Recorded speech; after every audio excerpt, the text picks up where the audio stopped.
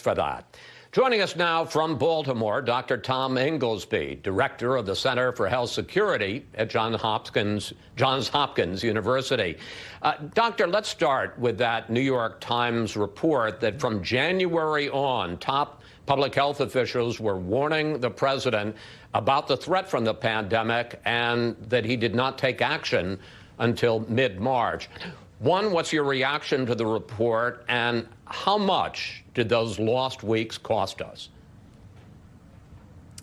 So, Chris, I can't say who in the administration knew what and when, but I would say that that article reinforces what we've heard along the way, which is that many in the administration were very worried about this as early as January and February. And that seems pretty clear now.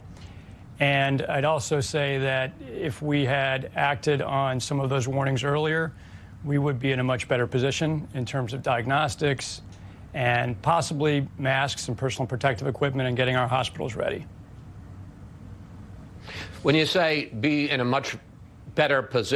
we had imposed social distancing, stay at home at the end of January or in early February, would there be a dramatically smaller number of cases and deaths?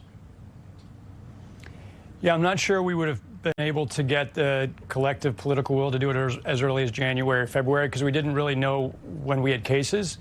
But if we had done a lot of diagnostic testing earlier, it's possible we would have seen enough disease to get the will to do that in February.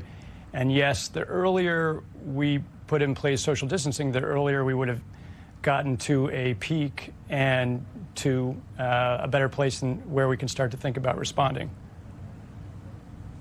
Let's talk about where